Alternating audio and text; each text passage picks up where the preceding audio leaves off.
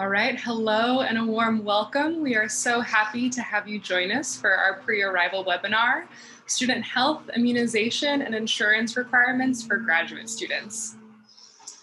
Some introductions before we begin. My name is Grace Fuller. I'm the Manager of Student Experience and Engagement at the International Students and Programs Office, also commonly known as ISPO, and I'll hand it over to my colleague Lisa to introduce herself. Good morning, everyone. My name is Lisa Swid, and I'm one of the International Student Advisors at ISPO. Hello, everyone. My name is Shauna Slabiota, and I work in the Graduate Division on Professional Development and Retention Initiatives. Good morning. My name is Jill Batika, and I'm the Billing and Insurance Manager for Student Health here on campus. Good morning, everybody. My name is Annie Horton. I'm the Nursing Supervisor for Student Health Services, and I oversee the incoming immunisation and TB requirements. So as you can see, we have a number of wonderful colleagues here that we've brought together to hopefully answer as many questions as possible. Some housekeeping before we begin. So you'll notice that you are in listen only mode, which means you can hear us, but unfortunately we can't hear you. Because of that, we invite you to submit any questions you have through the Q&A feature at the bottom of your Zoom menu bar. You'll notice that the chat has been disabled, so the primary way that you'll submit your questions will be through that Q&A function. If for some reason we don't get to your questions today, you can also reach us at icontact.ucsd.edu. And finally, we are recording this webinar. So if you have to leave early or for some reason you want to go back and reference, you can view these webinars as well as other pre-arrival webinars we've done at iwebinars.ucsd.edu. This is just highlighting what the Q&A feature looks like. And we will have the end of our webinar dedicated to an open Q&A panel, open question and answer. But you are more than welcome to submit questions throughout the webinar. So if something comes up that you'd like more clarification on, that you're a little bit confused about, go ahead and submit those questions. But like I said, we'll probably get to those at the end of our webinar today. All right, here is a brief agenda of how we'll spend our time together. So first, we'll do some brief reminders from the International Students and Programs Office. We'll also have some reminders from Graduate Division and Admissions. And then we'll hand it over to our colleagues in Student Health Services to go over some of the insurance and immunization requirements for international graduate students. We'll end with some important deadlines and reminders, and then we'll set aside a fair amount of time to hopefully have a good Q&A. And with that, I'll hand it over to Lisa for some ISPO reminders. Yes, just a few quick reminders from ISPO. So you are able to request your immigration documents now if you've accepted your offer of admission. We began accepting applications on March 1st, and our advisors are busy processing away I-20s and DS-2019s for fall 2021 students. So please go and visit our website at inewstudent.ucsd.edu for important information about how to request your immigration documents and to prepare for arrival, which we hope that you'll be able to do for the fall quarter.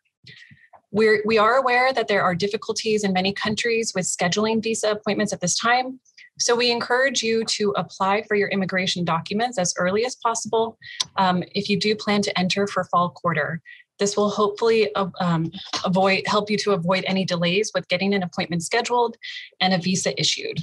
So again, please visit inewstudent.ucsd.edu for important information and reminders. So I'll turn it over to Graduate Admissions, to Shauna, for some additional reminders and announcements from Grad Admissions. Thank you, Lisa.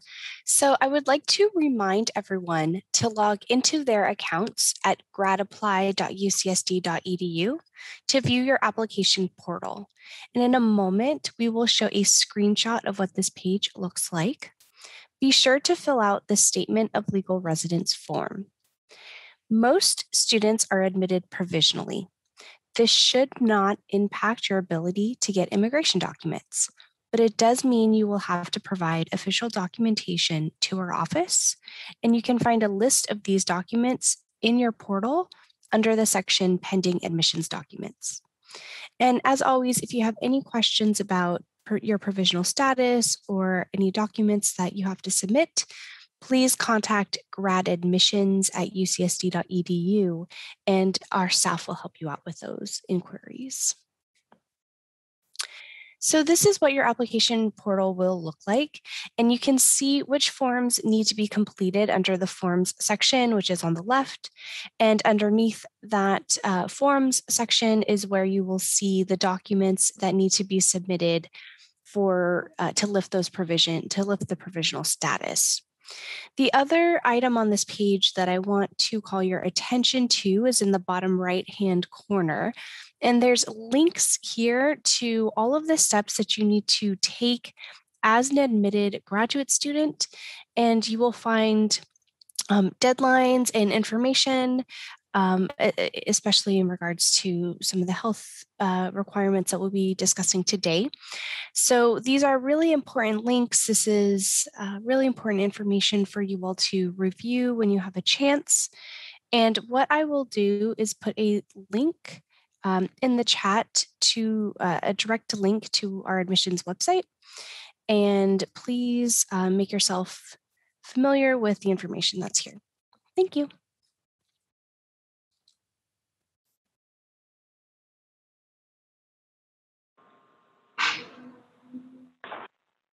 Good morning, and nice to meet you. This is Jill Batika from the UCSD Student Health Center. I am the Insurance and Billing Supervisor here at Student Health, and I want to cover a little bit of information on the insurance requirement and what services we have available here for you on campus through our Student Health Center. First of all, I just want to make sure that you understand that we have an insurance requirement for health insurance. The UC Regents that run the University of California mandate that all students that come to UCSD and attend school through the UCs have comprehensive health insurance. This particular year, every student, whether you are a graduate student or undergraduate student, part-time or full-time, you will be billed automatically through your registration fees for the insurance. If you have your own insurance that you want to use that meets our waiver requirements, you can do that by filing a health fee waiver on the Triton link. This year, the waiver filing period will be open from May 3rd until September 10th, 2021. So it gives you just about 4 months to fill out that health fee waiver, or if you have any questions, you can get them answered so you can fill it out successfully. If you do have any problems or you are planning to be a distance learner, contact me at the email that's provided there or at our SHIP3, our generic email. Any of our coordinators should be able to assist you, or give us a call at our phone number there, 858-534-2124. We just want to make sure that you're safe here on our campus, and if you need any kind of medical care, that you can get that easily. Student Health on campus provides a primary care home for students. It offers an affordable comprehensive insurance plan that's affordable to all students or can get financial assistance to cover that. The cost of the UC SHIP, which is the Student Health Insurance Plan, will be automatically billed to your student account each quarter, fall, winter, and spring, and the spring includes the summertime, unless you file a timely health fee waiver. If you do have your own home insurance, please remember to fill out that waiver so you don't have to pay those fees unnecessarily. If you do have any questions, again, contact us and we'll be glad to assist you with that. Coverage is comprehensive and extends beyond the Student Health Service Center. So we act as your primary care physician home here. We're able to do, we have medical doctors, nurses, nurse practitioners. We have an x-ray unit, a laboratory. We have mental health services and a full pharmacy. We can assist you with that. And if you do have the school insurance, you don't pay anything out of pocket for those services other than copays for your pharmaceutical prescriptions. Prescriptions can be obtained here at the Student Health Center, or you can go outside and pick them up at a retail pharmacy. If you go to a retail pharmacy, your copay might be a little bit higher. And again, students are automatically billed for this insurance, so if you do want the insurance, you don't have to act at all. You will be automatically enrolled, And this school year, it starts on September 20th, the first day of the fall quarter. UC SHIP, the Student Health Insurance Plan, provides coverage by other providers at other facilities.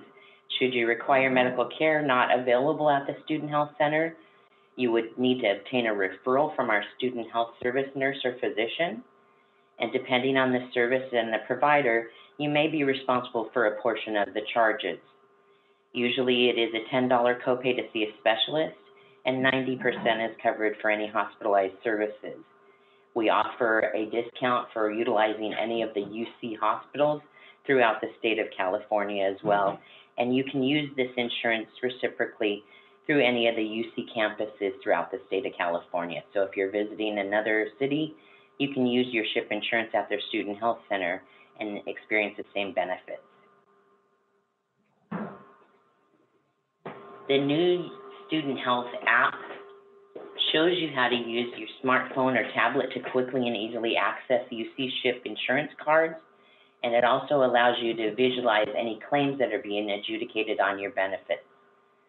You can download this to your phone or to a mobile device.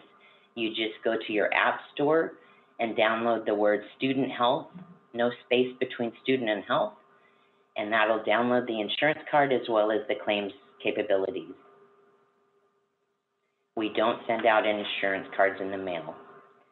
The Student Health Service Center is available to all students, no matter how you're paying. If you have the Student Health Insurance Plan or if you have your own insurance, you can come to the Student Health Center and see any of our providers. Your payment is expected at the time of service if you don't have the school insurance. You can pay by credit card at our pharmacy right after your appointment. If you need a receipt to assist you in getting reimbursement, we can provide that to you and help you with getting that reimbursement from another insurance company. If you don't want the school insurance and you have your own coverage, but you still want to access the services here at Student Health on a reduced basis, you can pick up a raft, and this is the last question on the health fee waiver. When you're trying to avoid the Student Health Insurance Plan, the last question will be, would you like to pick up a raft? If you do decide to waive the UC SHIP, you may want to consider picking up this raft because it allows you to come to the Student Health Center and have scheduled appointments with physicians and nurse practitioners and have in-house laboratory services at no additional cost. You do pay a service fee of $65 in order to access the services here at Student Health and not pay that additional fee when you come to see them. So you'd pay $65 per quarter to come into the Student Health Center and see a practitioner and possibly get a prescription or a referral to see a specialist. If you do get a prescription or a referral to see a specialist, you would want to use your own home insurance to navigate that and have them pay under your benefits under that insurance. And we can assist you with that as well. Since you are international students, it's helpful to know that these three plans we do consider approvable under our waiver. So if you don't want to pay the insurance plan through the school and you want to waive it, these three plans are acceptable to our UC regions. ISO Care Plan, PSI Platinum Plan, and the Student Medicover Plan. Those are underwritten by United Healthcare, and those will cover you internationally when you come over to the United States. So it might be a good idea to invest some time in looking at their website. They don't have a contact phone number. They do everything over the internet. If you do have questions about the services that we provide here at Student Health or anything about the insurance requirement, please contact us or look up on our website any questions that you might have. Our Student Health website is at studenthealth.ucsd.edu, and also the Office of the President for all the UCs. They carry all of the benefit information for all of the UCs at ucop.edu. And then our phone number is 858-534-2124. Our email is available to you, ship3@ucsd.edu. And we also are available on Zoom, 11 a.m. to 12 p.m. Pacific Standard Time, Monday, Wednesday, and Friday. Thank you very much for your time. Thank you, Jill. Hello, everybody. My name is Annie Horton, and as I said earlier, I'm the nursing supervisor and I oversee all of the incoming health requirements. It's wonderful to have you join, and I see lots of your questions in the Q&A box, and I hope I cover most of them, but we can also answer them at the end. The Student Health Services nursing team are your point of contact for this part of your incoming requirement, and we are here to help you through this. So if you stumble, we're always here to catch you. Why do we have incoming requirements around health needs? And it's basically to keep you, your friends, and the whole campus community safe. All of the vaccines and the TB requirement are all transmitted through respiratory means. And so because we all live and work in close quarters on campus, it's really important that everybody has as much protection as possible. And outbreaks, as we've seen with COVID, cause significant personal and academic disruption to everybody. So we want to really help keep you well during your time here with us. So how do you start the incoming requirement process? Well, it all starts with activating your medical chart, and that will be available for you to do around mid-May. So once you accept a position here at UCSD, you are given a UCSD Active Directory login, which is your email and a password that you set. This is issued at some point in this process before May, and I have provided a link there to the campus IT if you have any issues with that.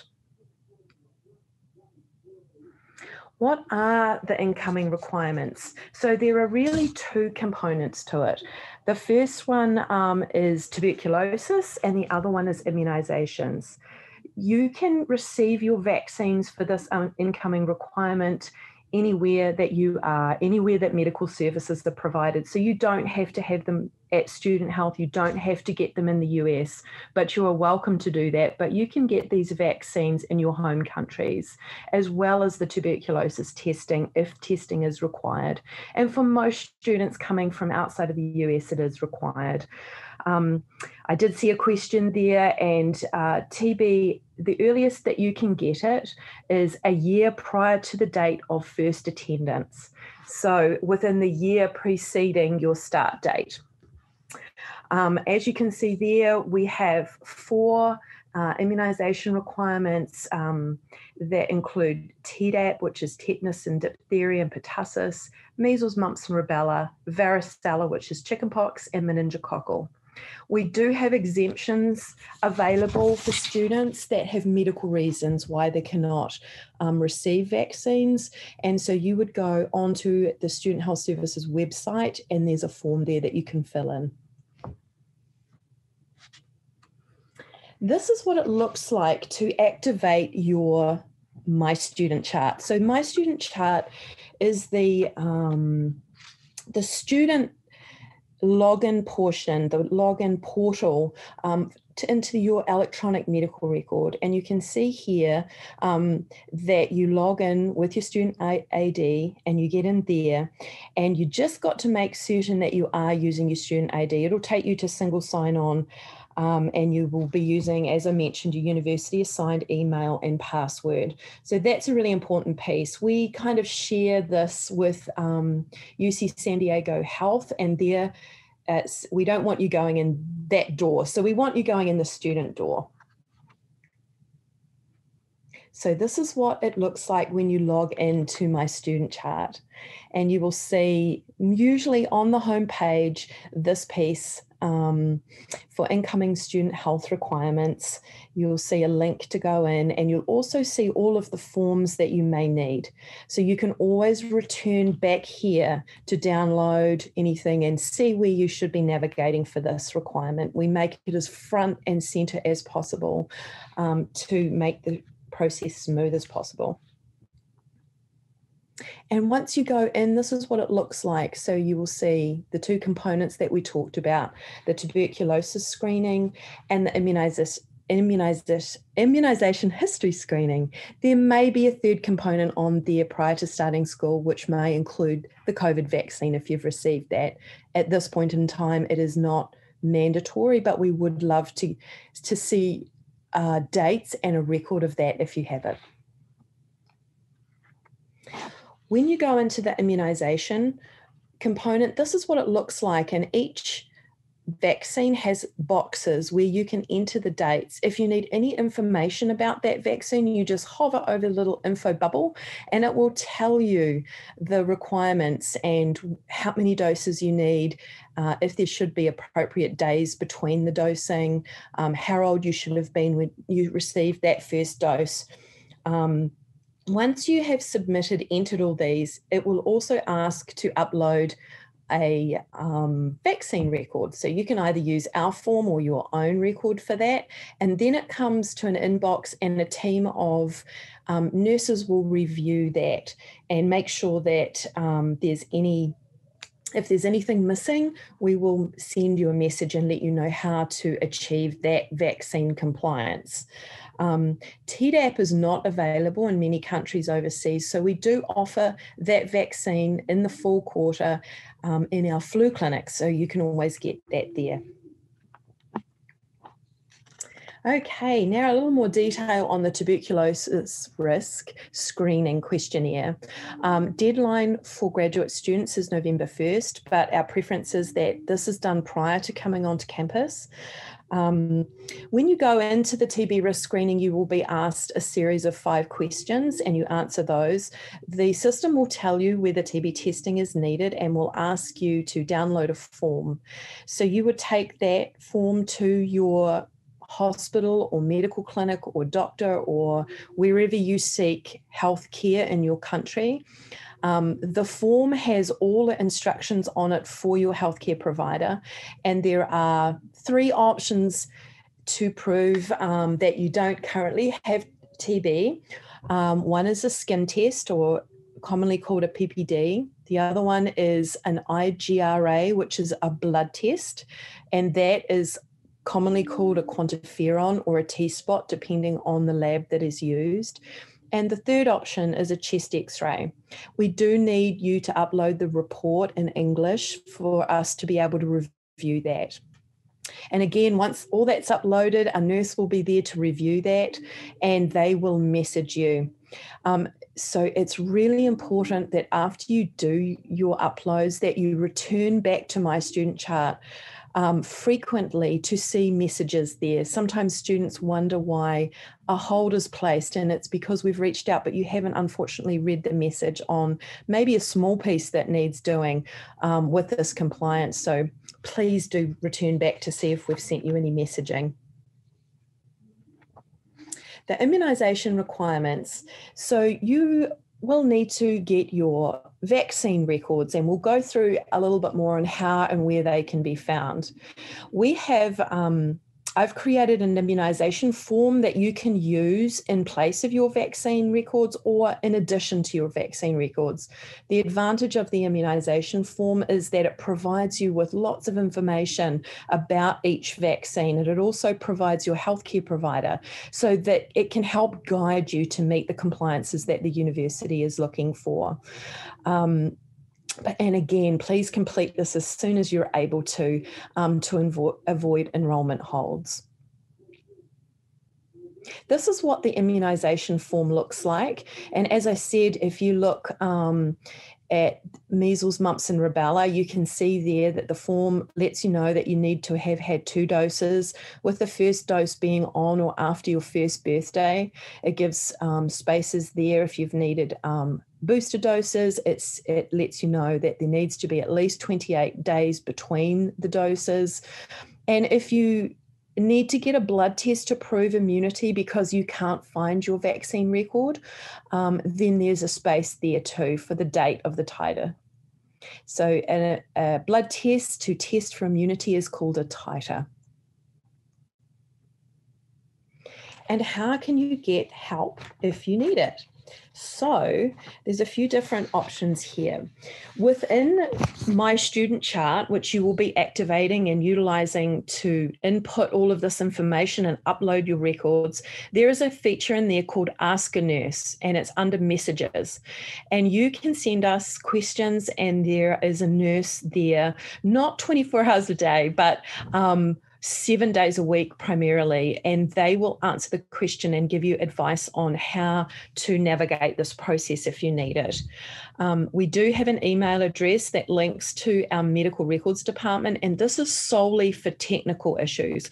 Please do not include any health information when you email.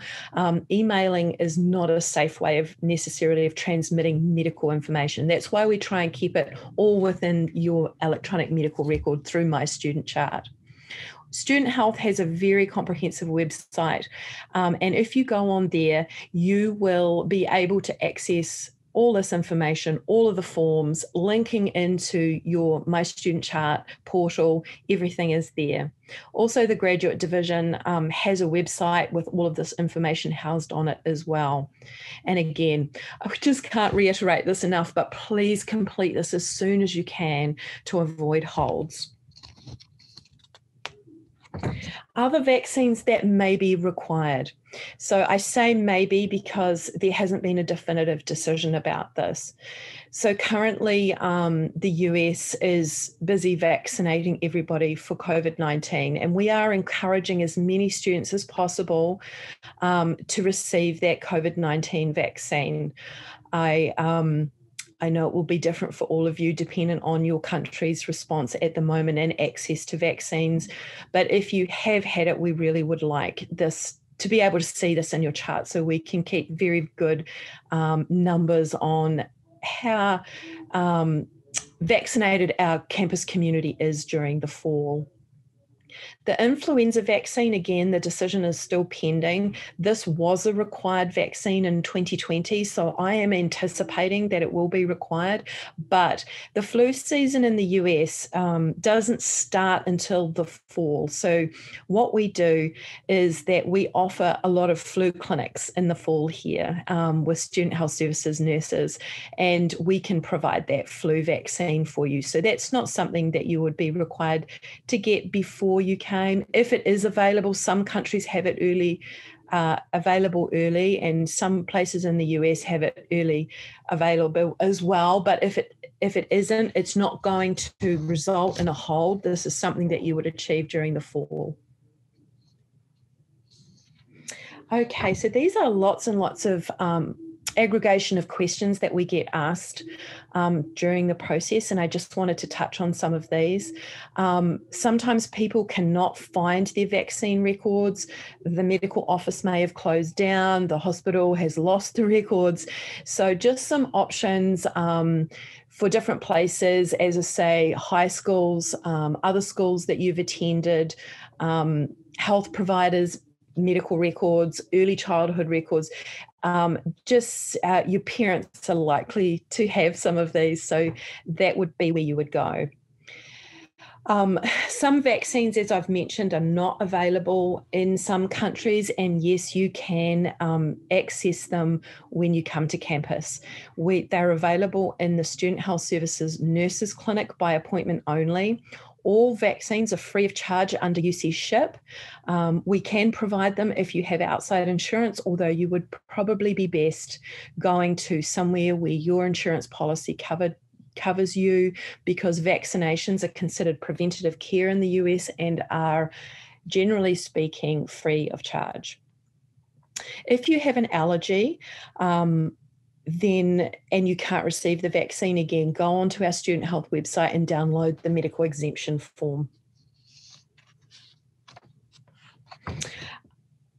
If you absolutely cannot locate any of your vaccine records, the best thing to do would be to go to a healthcare provider and ask for titers, for blood tests for measles, mumps and rubella and varicella.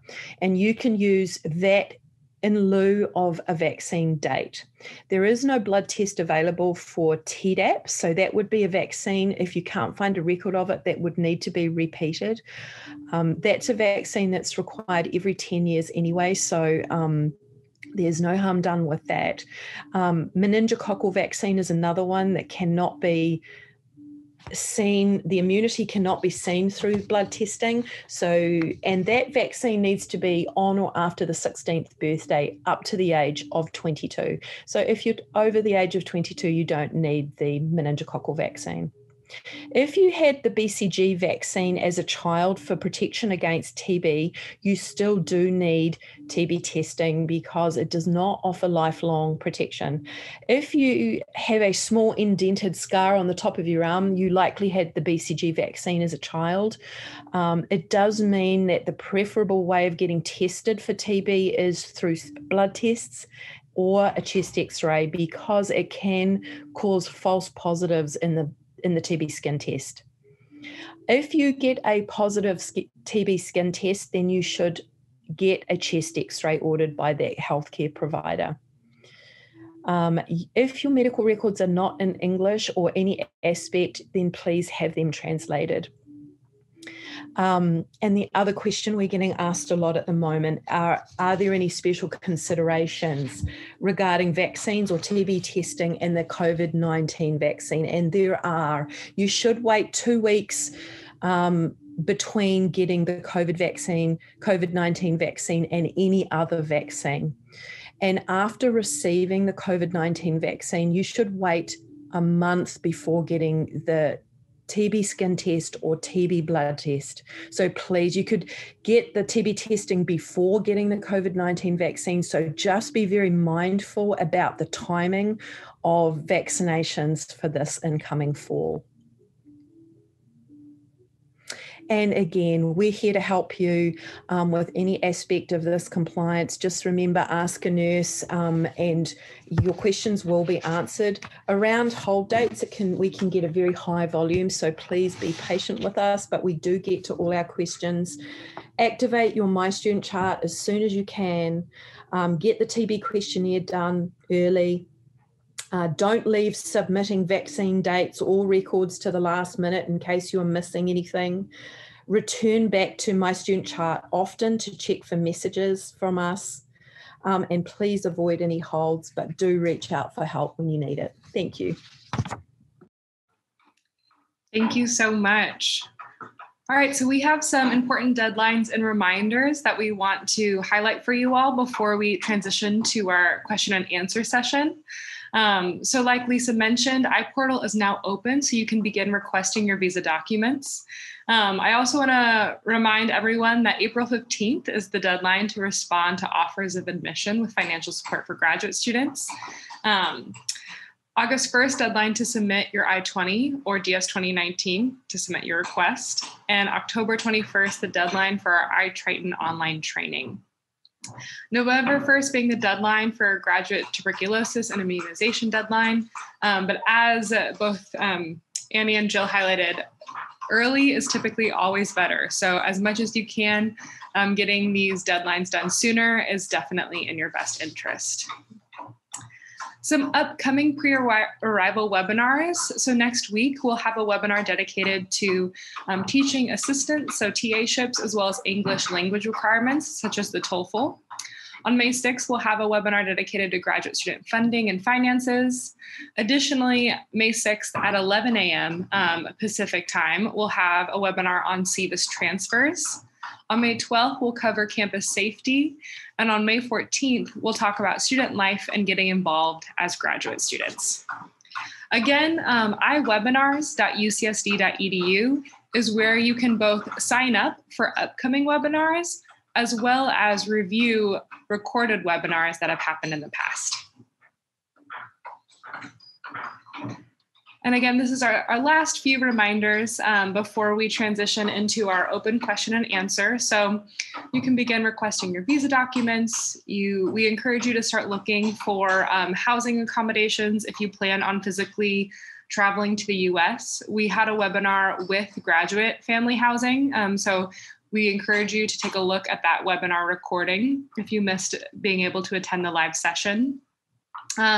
Coming up tomorrow is the deadline to respond to offers of admission. We'll have some upcoming webinars, and we're excited to welcome you with new international student orientation in September. You can head to iorientation.ucsd.edu to learn more. All right, so now is the time in our webinar where we will have an open question and answer session. We have a number of good questions already in our Q&A feature, so we'll do our best to get through as many as we can. I have seen some folks raising their hand, and as a friendly reminder, the question and answer feature will be the primary way that we will communicate with you. So unfortunately, we won't be able to get to the question, to the raise hand function. It's really through the Q&A box. Additionally, one more note before we jump in, we will try to answer questions that relate to as many students as possible. If you have a very case-specific question, we may not be able to answer that during this time. So we encourage you to reach out. I know that Annie and Jill provided their contact information. You can see ISPO and Grad Division's contact information on the slide here. So again, if you have any really case-specific questions, we encourage you to reach out to us, and that will be the best way that we can assist you with your scenario. All right, so as I am looking through, Shauna, actually, I think we have our first question is for you. So the question reads, I have 2 pending documents, my BA degree and my MSc degree. I have not yet graduated from my master's. Should I send documents for my BA or should I wait and send them together? So in general, we ask students to submit your documentation as soon as it's available. So this question is a little bit tricky. It's for this student, I don't know if I would make a suggestion. I think it's kind of up to the student. If the BA documentation is available, you are certainly able to do that at this time and have it taken care of and not have to worry about it and send the MSc degree later. You can do it, or you can bring both of them when you, if you do come to the United States for study, you can also submit at that time. So this one is a little bit tricky, but what I really want to stress is once you have the documentation ready to provide for the completion of your degree, please just send it as soon as you can. It just makes things so much easier to get it done and out of the way early. And so that's what I would tell everyone.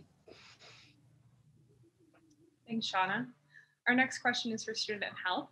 The question reads, if I join UCSD from another institution in the US, can I transfer my immunization record directly?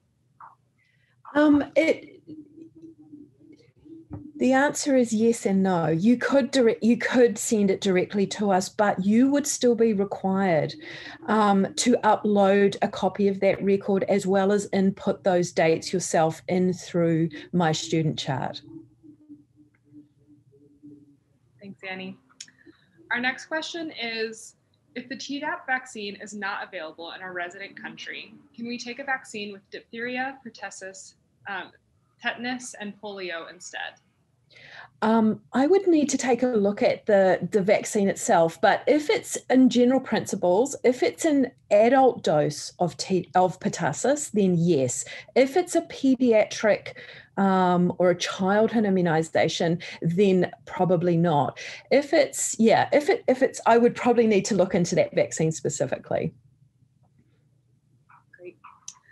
Our next question is, if your country provides a single shot meningitis vaccine, is the booster no longer necessary?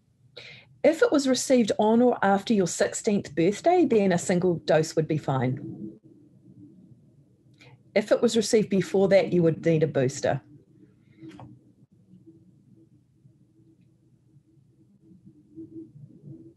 Our next question reads, is the meningococcal, excuse me, I am not a medical professional, vaccine required for those older than 23 years?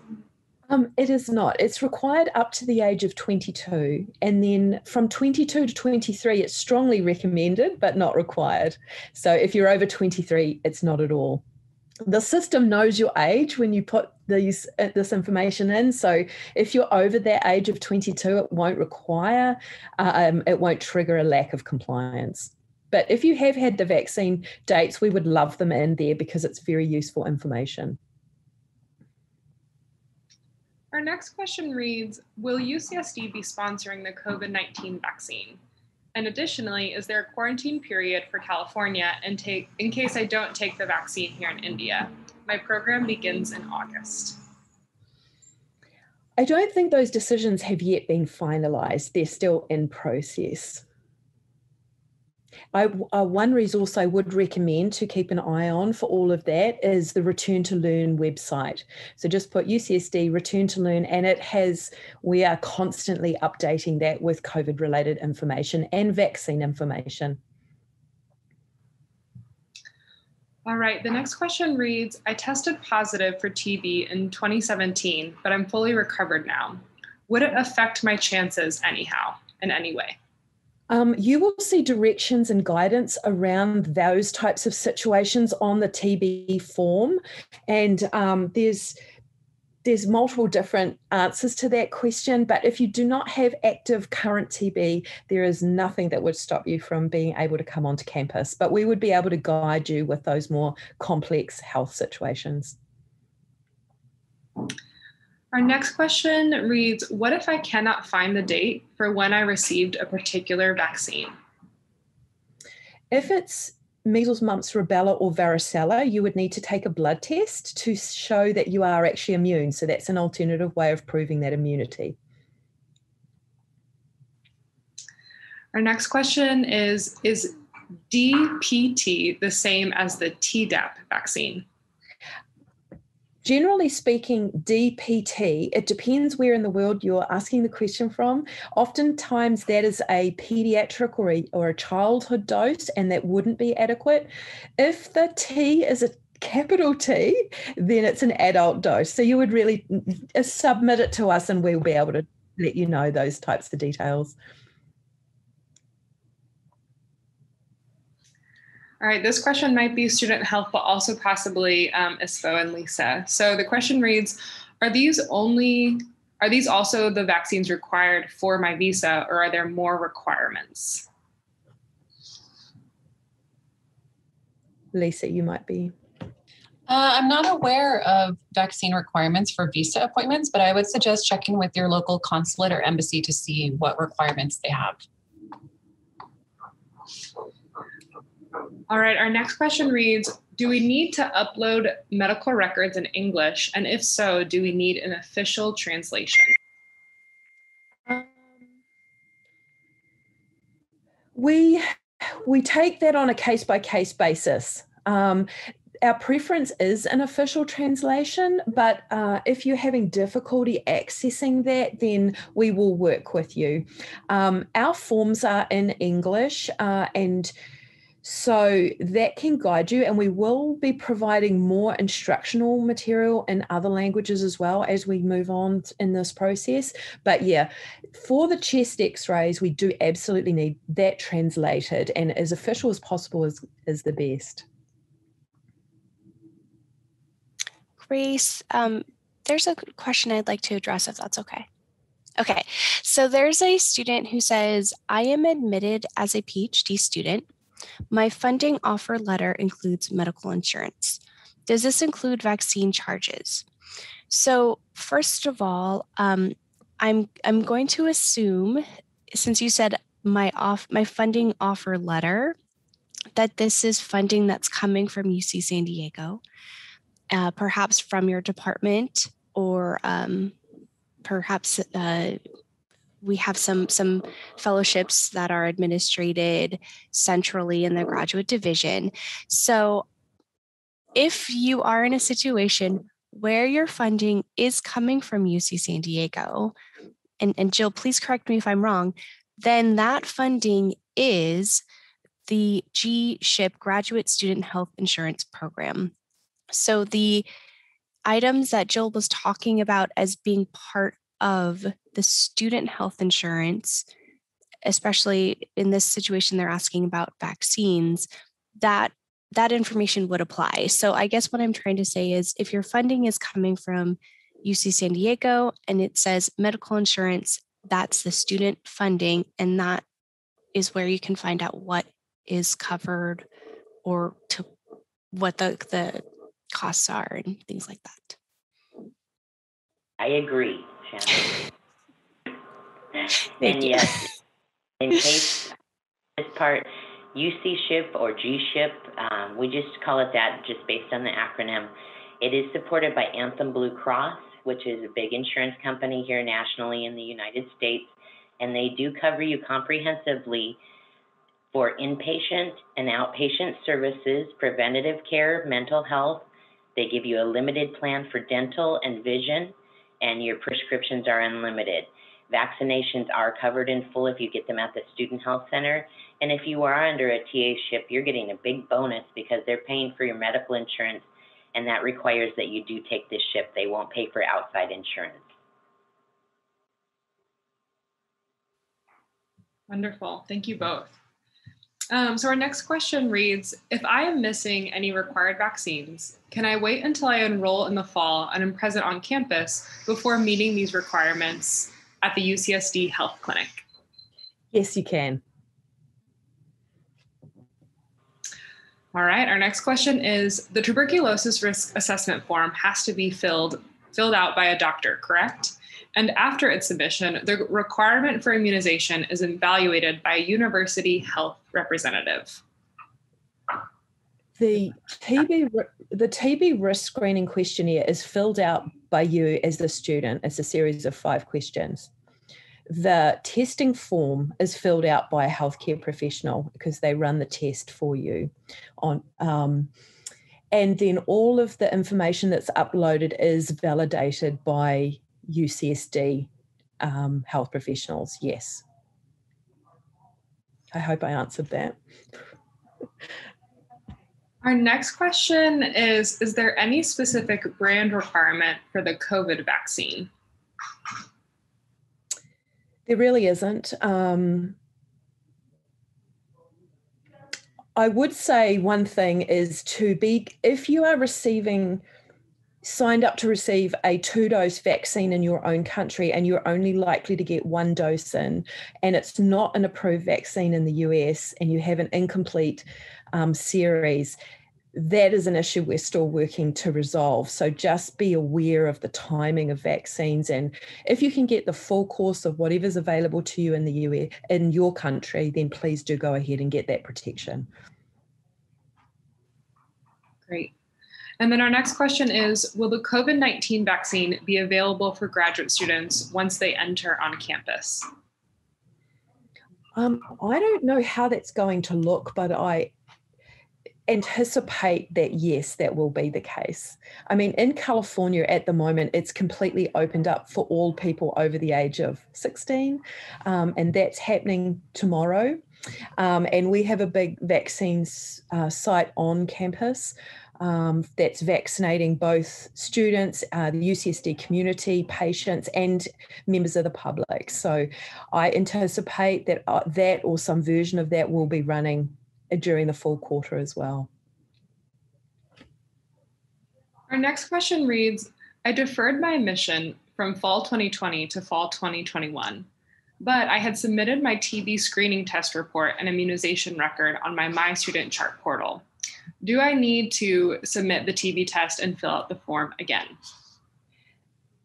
Most likely you will need to do it because the TB testing needs to be current. So it needs to be within the year prior to coming onto campus. So from September 2020 to September 2021. So if the testing falls within that time frame, you are okay. If you had it done prior to that, then you will need to repeat that piece. Our next question reads, how old can the chest X-ray be? It needs to be within 12 months of it entering.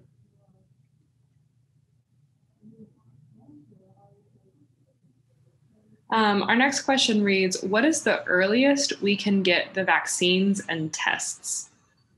You can get those at any time because immunity is inferred for life. So, and many of these vaccines were vaccines that you may have received as a child. So you can get them whenever. There's no real date restrictions or time restrictions around the vaccines. Our next question is my student chart accessible only after mid-May? That's correct. It requires that in early May, our IT department puts all of the incoming students into the electronic medical record system called EPIC. And then 2 to 3 weeks later, that portal will open. So yes, unfortunately, you do have to wait till then. However, if you go on our website, you'll see all of the forms and all of the information. So you could start gathering vaccine records and start prepping for all of the things that you may need now. Wonderful. Our next question reads, is it advisable to have the TB test done before or after the COVID vaccine? Either before,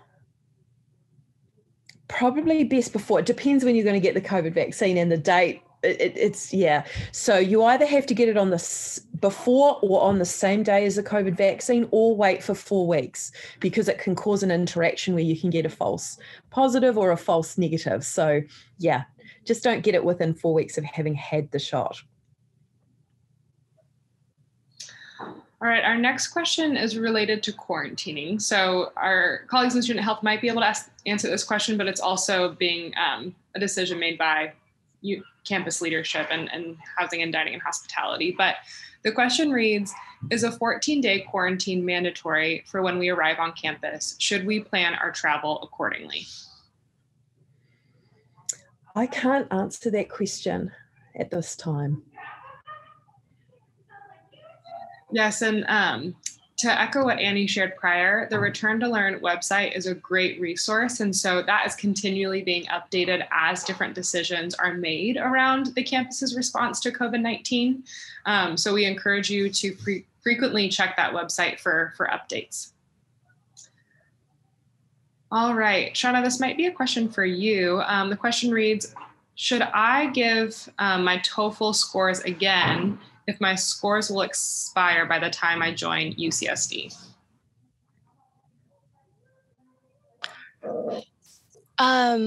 So I guess my question would be, is that TOEFL score being used to meet admissions requirements, or is that TOEFL score being used to meet English language requirements in service of being some sort of instructional assistant? So if it is for admission, you would have had to submit official TOEFL scores. And if you've already done so, and that provision is not listed on it's not listed as a pending document, then I think you would be fine. I am not sure about the English language requirement, so I'm going to have to get back to the student on that one.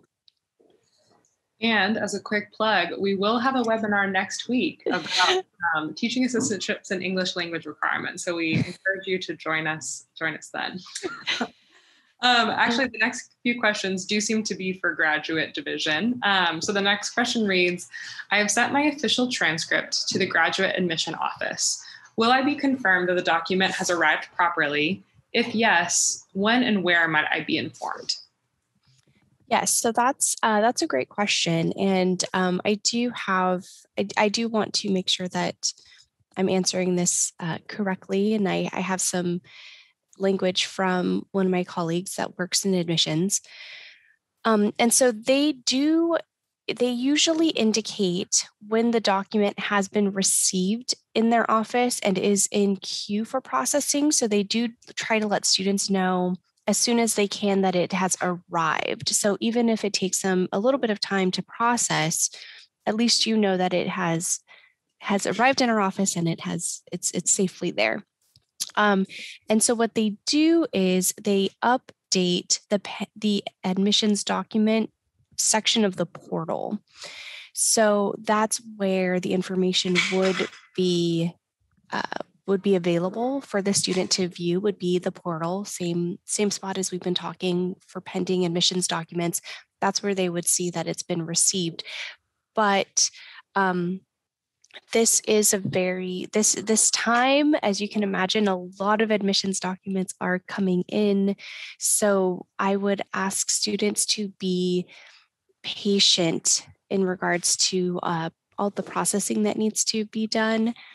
But we do our best to indicate when it has been received so that you know that that it's in the office and it's been received. And can I also sort of continue that just a little bit? Another person asked about expected responses via email. And again, our staff is working as hard as they can, as fast as they can to reply to all of their inquiries, but there are a lot of inquiries. I would like to suggest that students always make sure they've read the frequently asked questions section of our admissions site. And when you email grad admissions, I also believe there's an automatic reply that also has a link to some frequently asked questions. So we are trying to get through them as quickly as we can. Please be a little patient with us, and also please review the frequently asked questions, because it is possible that the answer to your question lives in that section.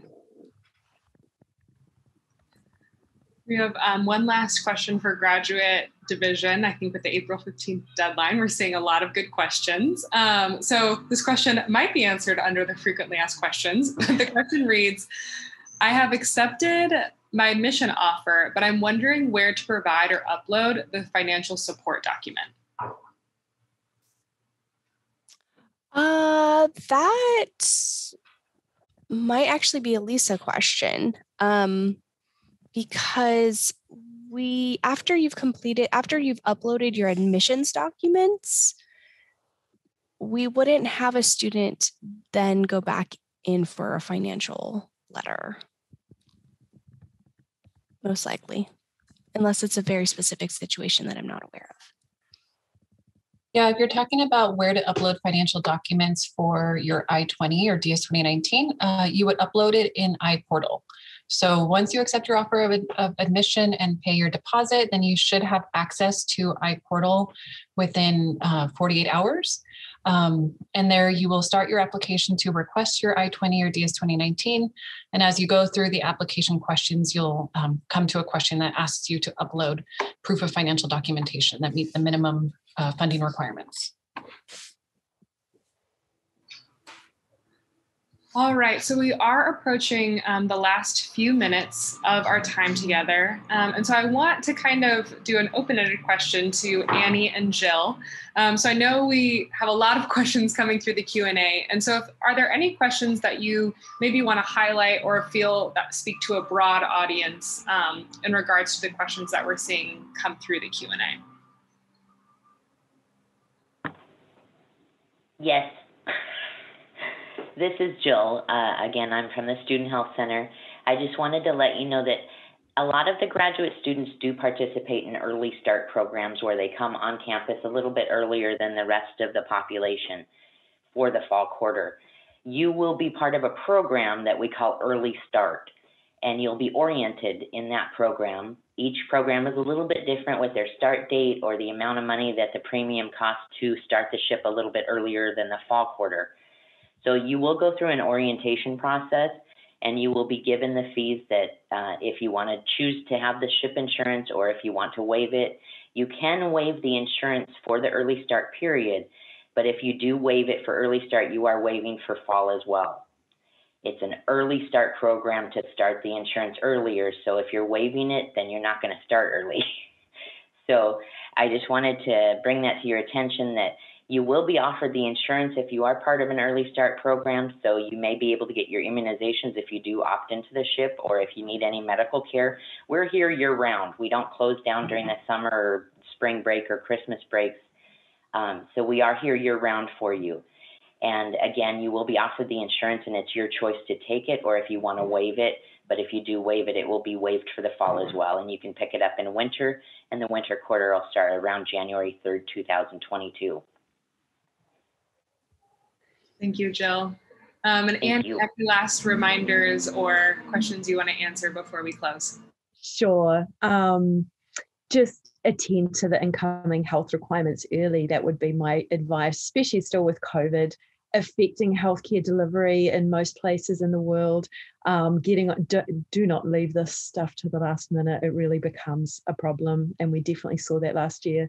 And we are here to help you. So with any of those more case-specific complex health issues or dosing, sequencing, or types of vaccines, just reach out to Ask a Nurse, and I promise that we will respond to you as quickly as we can. And we're very, very used to working with all international vaccines and international vaccine records. So we will help you as much as we possibly can. Wonderful. Thank you so much to both of you. And I think the takeaway is whether it's your student health information or maybe requesting your visa documents or your degree and transcript, starting early is always in your best interest. But by attending this webinar, we know that you are doing so. So again, congratulations on your admission to UC San Diego. We are so excited to have you join the Triton community. Please feel free to reach out to our offices for any additional support, and we hope you have a great rest of your day. Thank you.